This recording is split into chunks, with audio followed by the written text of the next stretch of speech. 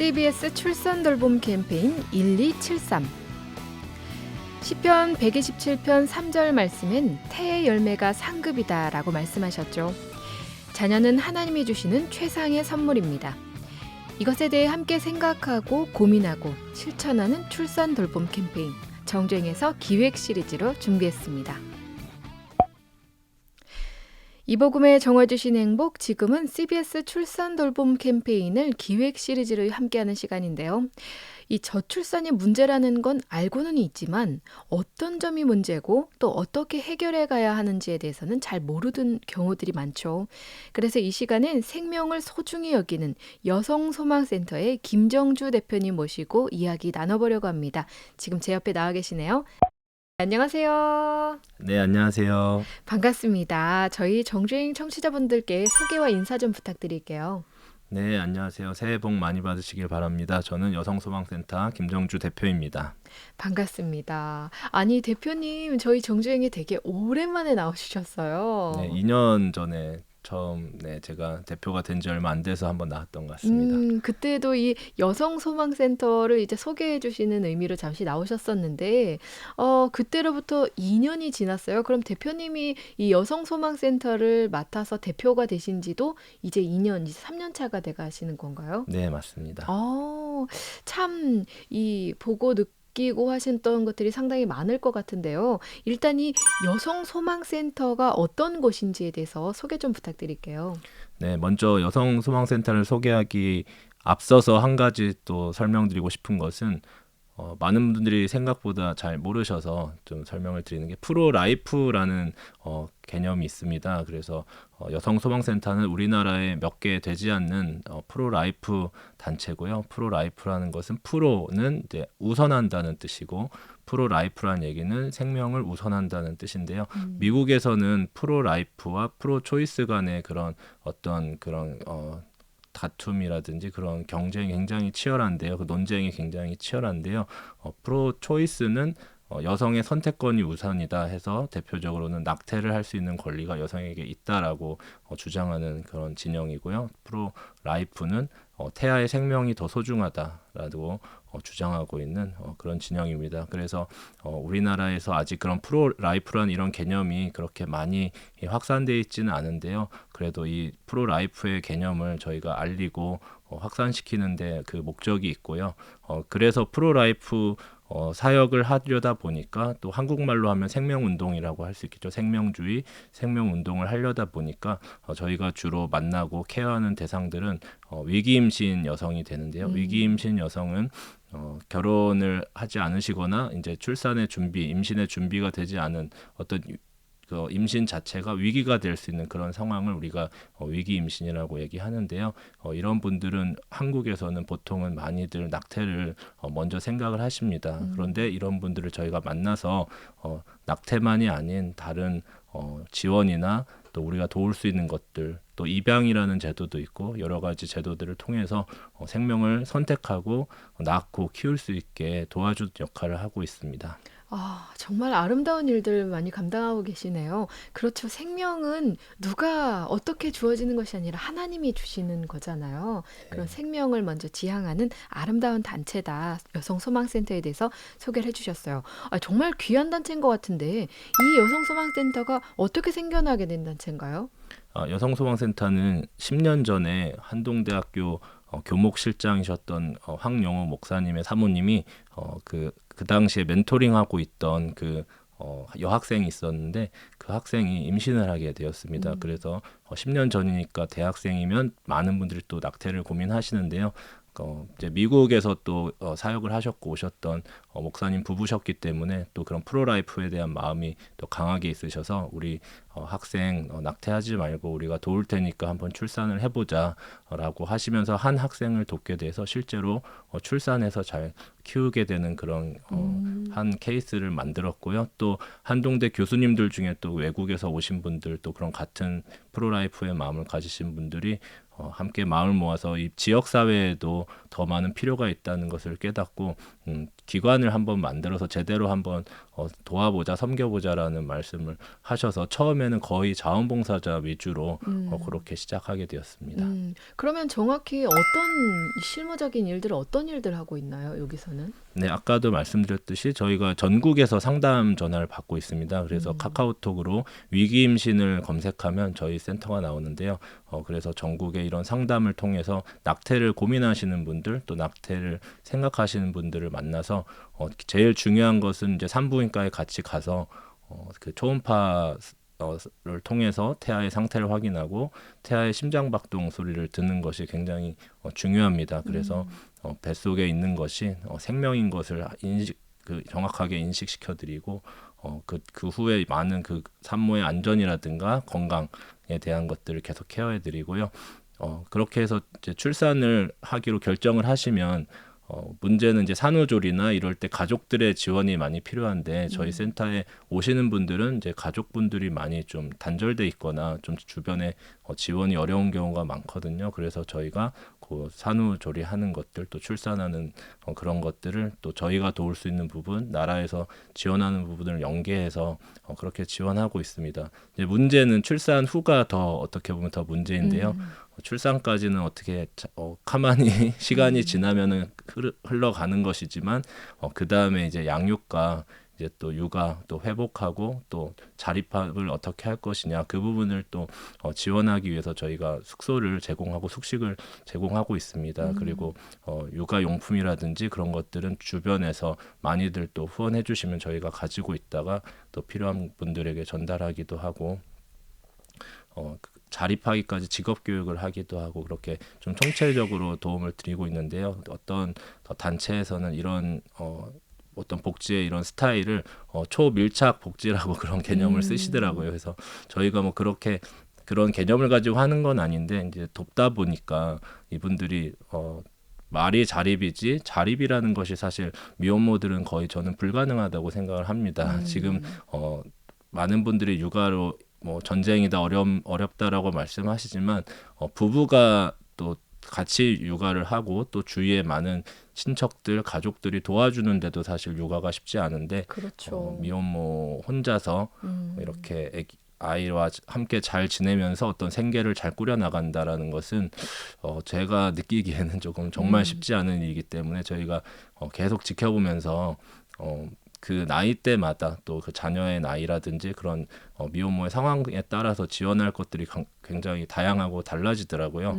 네, 또 본인들이 뭐가 필요한지 또 잘 모르는 경우도 많습니다. 우리는 이제 그쵸. 다른 일반적인 가정하고 비교해 보면서 또 주위에서 어떻게 하는지 보면서 이럴 때는 이런 지원이 좀 필요하겠구나 하는데 이제 미혼모 엄마들은 말을 못 하는 경우나 아니면은 인지를 못 하거나 뭐 이런 경우들이 있어서 저희가 지켜보면서 또 필요한 것들은 저희가 권하기도 하고 또 요청이 들어오면 또 그것에 따라서 저희가 지원하기도 하고 조금 저희가 비영리 단체이기 때문에 조금 창의적으로 하고 있습니다. 그래서 일반적인 복지 그런 시스템에서는 조금 어려운 부분도 저희가 고민해보고 또 주변의 그 직원들과 또 이사님들과 상의해서 또 저희가 좀 꼭 필요하다고 생각되는 부분 저희가 아까 처음에 미국 분들이 시작하셨다고 했는데 그 부분이 조금 다른 것 같아요. 그래서 굉장히 창의적입니다. 그래서 이제 왜냐하면 저희가 생명을 살리는 사역이기 때문에 외국 분들 굉장히 생각이 분명하시더라고요. 생명을 살리는 데 있어서 제한은 없다.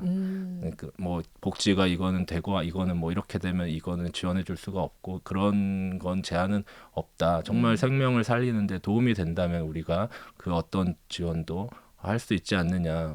그 생명이 제일 소중하다고 말하지 않느냐. 그거를 이제 우리는 이렇게 약간 그 어떤 수사처럼 쓸 때가 많은데 실제로 그것들이 정말 생명 앞에서는 저희도 이제 같이 일을 하면서 그런 것들 좀 배우게 된 것 같아요. 정말 생명 앞에서는 어떤 경계나 제한이 없구나. 그래서 이 한 사람이 한 여성이 아기를 지키고 출산하는데 필요한 지원, 그 당시에 어떤 심리적인 게 필요하다 하면 심리 지원을 하고 또 주거가 필요하다 하면 주거 지원을 하고 심한 경우는 어떤 좀 경제적인 게 좀 어려움이 있다 하면 저희가 또 누구에게나 다 똑같이 도와주는 건 아니지만 또 그런 부분이 또 후원자님들과 연결이 되면 또 그렇게 지원하기도 합니다. 네.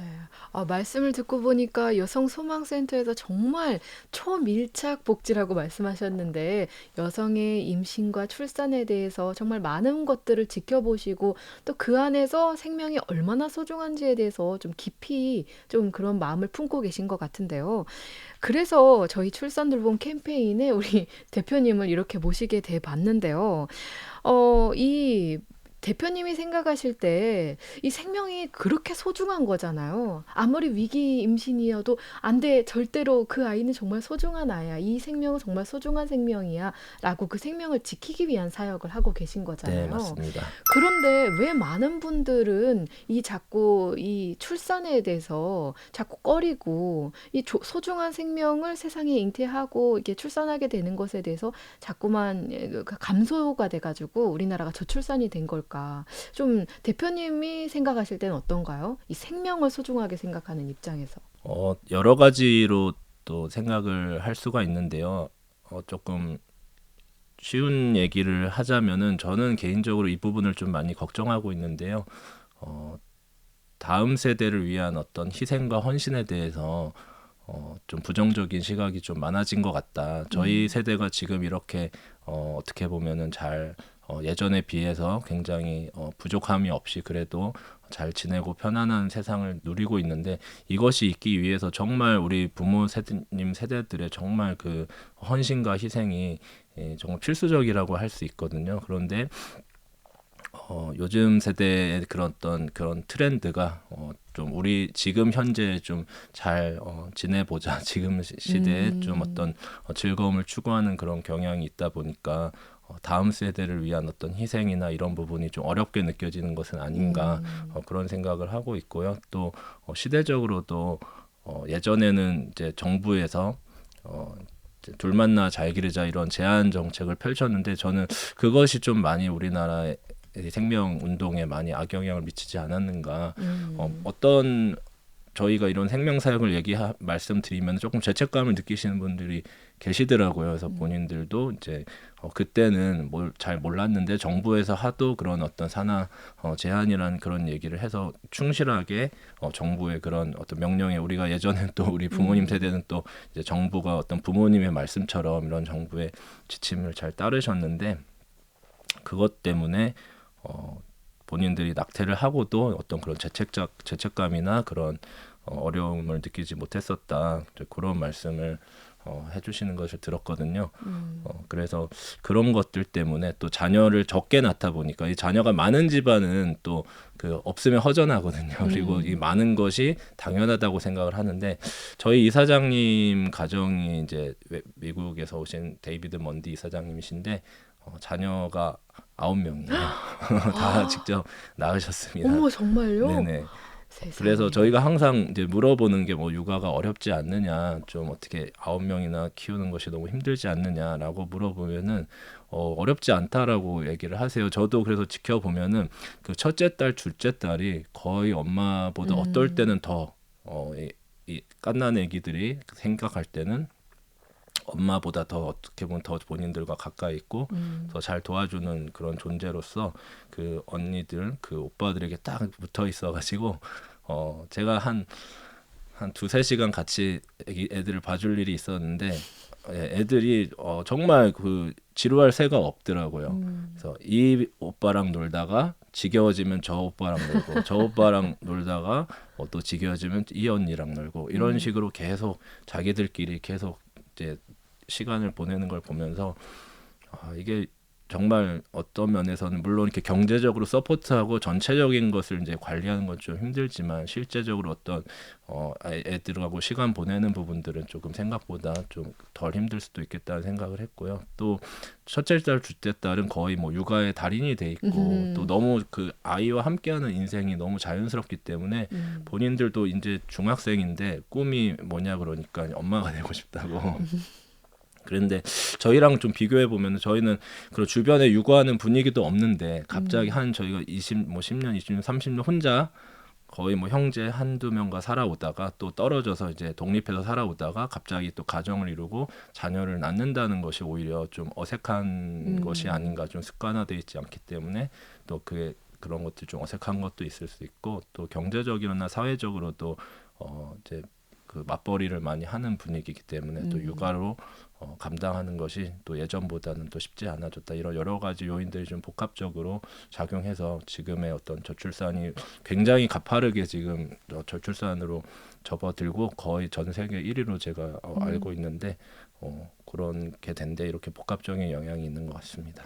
네, 말씀 들어보니까 진짜로 좀 그런 것들이 큰 것 같아요. 문화적, 사회적, 그 환경적 요건들 때문에 점점 출산율이 감소하고 있다. 이렇게 말씀을 해주셨는데, 근데 이 대표님께서 생각하실 때는 그 여성소망센터가 그 기반에 그런 마음가짐이 있다고 하셨잖아요. 초이스와 또 이쪽은 라이프 노선이라고 말씀하셨는데 자꾸만 현대인들이 초이스, 내 선택, 내가 좋아하는 것, 내 중심이 되다 보니까 자꾸만 생명에 대해서는 경시하게 되는 경향들이 생겨나는 것 같아서 결국은 이 저출산도 마음가짐에 따른 게 아닐까라는 네, 생각이 맞습니다. 듭니다. 네. 우리가 좀 더 출산에 대해서 관심을 갖고 생명에 대해서 관심 가져야 할 것 같은데요. 이렇게 저출산을 극복하기 위해서는 이런 인식, 마음들이 바뀔 필요가 있는 것 같은데 대표님께서 생각하시기에 좀 더 대표님께서 이제 듣고 계신 우리 청취자분들을 향해서 어떤 마음을 가진다면 이 저출산 극복에 도움이 될 거다라고 한 말씀 해주시면 어떨까요? 제 개인적인 경험을 말씀드리면은 제가 뭐 나이가 그렇게 많지는 않습니다만은 그래도 살면서 여러 가지 일들을 해왔고 또 많은 것들을 의미 있게 해왔다고 생각을 하는데요. 제가 그런 생각을 해봤습니다. 100년 뒤, 200년 뒤, 300년 뒤에 어떻게 될까? 제가 했던 모든 말들, 제가 썼던 모든 글들, 제가 먹었던 맛있었던 것들, 제가 누렸던 모든 재밌는 것들, 좋았던 것들이 50년, 100년, 200년, 300년 뒤에는 다 사라지고 큰 의미가 없는 것이라는 생각이 들었습니다. 그런데 단 하나 정말 미래가 더 기대가 되고 미래가 더 기다려지는 것은 제 자녀에 대한 것인데요. 자녀는 50년 뒤에 더 좋은 가정을 이루고 있을 것이 기대가 되고 또 100년, 200년 뒤에 또 제가 기도하는 바이지만 계속 기독교 가정으로서 크리스천 가문으로서 더 좀 명문가가 돼서 더 많은 사람들을 좀 섬기고 또 하나님께로 이끄는 그런 역할을 할 수 있지 않을까 그렇게 기대가 되는 것 같아요. 그래서 뭐 여러 가지 뭐 나라를 위해서 뭐 여러 가지 그런 뭐 대승적인 차원에서 뭐 출산을 많이 해야 하는 것이 좋지 않겠느냐 그런 뭐 얘기도 할 수 있겠지만 개인적으로는 자녀만이 미래가 있고 자녀만이 우리의 미래를 또 받아주고 지켜주고 이어가는 존재들, 더 발전시킬 수 있는 존재들, 더 기대되는 존재들이기 때문에 하나님께서 자녀를 그렇게 가정을 그렇게 창조하셨기 때문에 그렇게 하는 것이 우리의 미래를 더욱더 밝게 만든 일이라고 생각합니다. 네, 그쵸. 이미 나와서 세상에 있는 아이들, 그리고 내 자녀가 그렇게 살아가는 것도 중요하고, 이미 나와서 세상에 있는 아이들도 자꾸만 다른 아이들, 더 어린 다음 세대들이 많이 태어나야 그 아이들 세대가 또 풍성하게 이루어질 텐데, 그쵸. 네, 맞습니다. 그래서 정말 출산이 중요한 것 같습니다. 자, 그러면요, 대표님께서는 여성소망센터를 통해서 실질적으로 출산과 육아를 옆에서 많이 보셨잖아요. 아까 소개해 주신 말씀을 들어보니까 아주 초밀착 복지를 하면서 많이 지켜보셨는데, 어떤 것들이 필요한지를 좀 많이 알고 계실 것 같은데, 좀 앞으로 저출산을 극복하기 위해서 이런 제도들이 있으면 참 좋겠다 싶은 게 있다면 어떤 게 있을까요? 네, 저희도 해보니까 이제 미혼모들한테 도움이 되는 제도들은 미혼모가 아닌 일반 가정들한테 더 큰 도움이 될 수 있거든요. 저희가 느꼈을 때 항상 공백은 방학이 항상 좀 두렵습니다. 아, 그쵸. 네, 방학이 맞아요. 좀 두렵고 또 공휴일이라든가 이럴 때 이제 가정이 일반적인 가정들은 그 시간을 어떻게 활용도 하고 또 직장에서는 그 뭐 유급도 되기 때문에 유급 휴가가 되기 때문에 어떤 큰 어려움이 없을 수 있는데 물론 뭐 일반 가정도 어려움이 있을 수 있겠습니다만은 저희 미혼모 엄마들은 혼자서 이제 경제를 책임져야 되기 때문에 이런 중간에 이런 휴일이 오면은 또 방학이 오거나 하면은 일손을 내려놓고 자녀를 돌봐야 되기 때문에 그렇죠.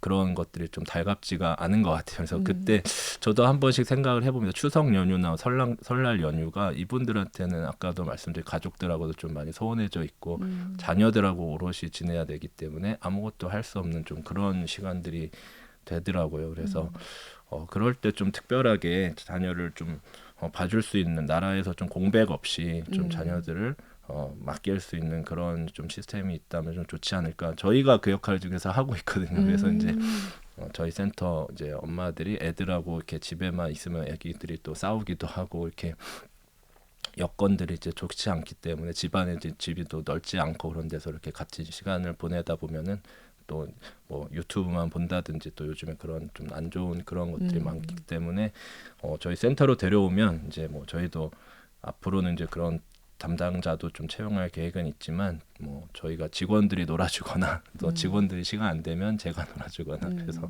제가 뭐 여기 센터에서 일하면서 육아하는 시간도 조금은 있는 것 같아요. 다른 남자들보다는 본인 아기나 뭐 주변 친척 아기들만 좀 봐주는데 저는 그래도 좀 많은 엄마들의 아기를 좀 봐준 편이 아닌가 그렇게 생각하고 있습니다. 네, 그래서 그런지 제가 대표님을 2년 전에 뵀을 때와 지금이 달라진 기분 탓이 아니었나 보네요. 네. 아이들과 함께하면 사실은 이 육아라는 게 힘들기도 하지만 이 아이들로부터 얻어질 수 있는 그런 행복감이라는 게 있잖아요. 네, 맞습니다. 그게 내 자녀이면 당연히 더 크겠고 그게 아닌 아이들에게서도 그런 것들이 많기 때문에 대표님 얼굴이 더 좋아지신 게 아닌가라는 생각이 감사합니다. 듭니다. 네, 그러면 그런 아이들을 보시면서 직접 그 위기에 있는 아이들을 또 집에 가서 또 보호도 해주시고 또 이렇게 때로는 센터에 와서도 돌봐주시기도 하면서 이 출산과 생명의 소중함을 정말 크게 느끼실 것 같아요. 예를 들어서 저 아이는 정말 위기여서 정말 낙태될 뻔한 위기에 있었던 아이인데 지금 이 자리에서 이렇게 말도 잘하고 장난도 치고 이렇게 깔깔거리면서 웃기도 하고 그런 모습들을 보시면서 생명의 소중함이 얼마나 큰가를 많이 느끼셨을 것 같은데 혹시 그런 에피소드들이 있다면 좀 소개해 주세요. 네, 저희가 항상 말씀한 그대로 항상 느끼는 거지만 저희가 이제 낙태 현장에서 낙태를 고민하는 그 현장에서는 항상 두 가지 목소리가 있습니다. 그 가족들과 그 아기 아빠가 낙태를 좀 권하고 강요하는 그런 목소리가 있거든요. 그런 목소리는 우리가 신기하다고 할 정도로 다 똑같습니다. 논리가 똑같습니다. 낙태만 하면 우리가 너를 책임져 줄게.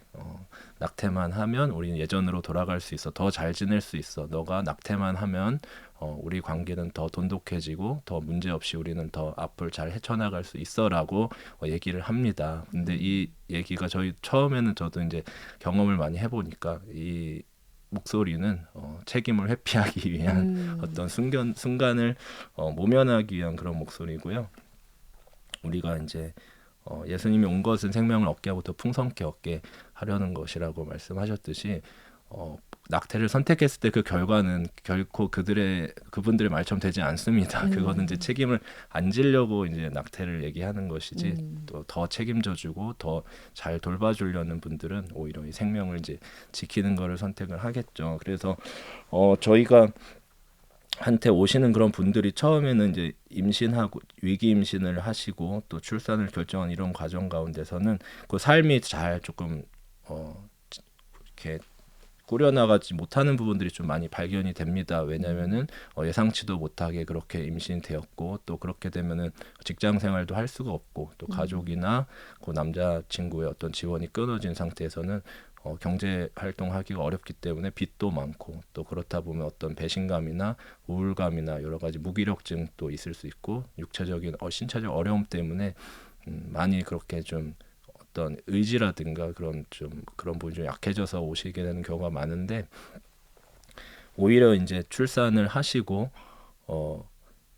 입양을 또 보내시는 분들은 또 굉장히 그 죄책감이나 그런 것들 때문에 힘들어하시는 것들이 좀 많고요. 또 어떤 분들은 다 그런 것은 아닙니다만 어떤 분들한테는 정말 입양이 꼭 필요한 상황도 있고 그렇기 때문에 제가 뭐 입양이 보낸 분들이 뭐 나쁘게 지내고 이런 얘기를 하는 건 아니고요. 그런 경우도 좀 있는데 또 키우기로 하신 분들 중에 처음에는 이제 저희를 만나기 전에 낙태를 생각하시다가 저희를 만나서는 키우기는 너무 힘들 것 같고 입양을 보내겠다라고 생각을 하셨다가 또 이제 막상 이제 아기를 낳고 며칠간 이제 돌보는 기간 동안에 너무 자녀에 대한 마음이 커져서 이렇게 키우시기로 결정하신 분이 계시거든요. 그래서 그분이 지금 한 2년 정도 됐는데 키우시면서 과거의 어떤 그런 삶을 좀 에서 좀 변화되는 모습들 그 자녀를 잘 키우기 위해서 이제 엄마가 이제 돼야 되는 거잖아요. 엄마가 그러니까 이제 저희가 하는 말이 이제 엄마라서 아이를 낳는 것이 아니라 아이를 낳기 때문에 이제 엄마가 되어야만 하는 그런 것처럼 그분도 이제 생활을 꾸려 나가면서 빚도 갚으시면서 직장도 찾으시면서 열심히 그렇게 아이 엄마의 모습으로 살면서 또 본인이 그 삶을 보람 있게 생각하고 그런 모습을 볼 때 정말 생명은 생명력이 있구나, 생명력이라는 것이 있구나. 우리가 낙태를 선택한다는 것은 예전으로 돌아간다는 얘기고 생명을 선택한다는 것은 다시 한번 그런 새로운 인생으로 새로운 선택으로 또 그 생명의 소중함으로 나아가는 길이구나 그런 것들을 느끼게 됐습니다. 말씀에 정말 공감되는 부분이 너무 많아요. 저도 아이를 낳고 기르는 입장에서 엄마기 때문에 아이를 낳는 것이 아니고 아이를 낳고 엄마가 되어 간다. 그쵸. 우리가 좀 이 출산에 대해서 두려움을 가질 수도 있지만 일단 그 생명을 마주하게 되면 어떤 큰 책임감과 사랑, 행복 이런 것들로 더불어서 진정한 부모가 되어가는 게 아닌가라는 생각이 듭니다. 오늘 대표님과 이렇게 만나서 말씀을 듣다 보니까 뭔가 가슴에 정말 감동이 많이 되는 시간이에요. 다행입니다. 생명을 사랑하고 생명을 위하는 분인 만큼 듣고 계신 청취자분들도 좀 그런 생각을 많이 드실 것 같은데요. 그러면 마지막으로 이 출산에 대해서 지금 고민하고 계신 분들이 대표님 말씀을 들으면서 출산이 참 소중한 거구나라고 생각하실 것 같아요. 그럼 그분들에게 한 말씀 해주시면 어떨까요?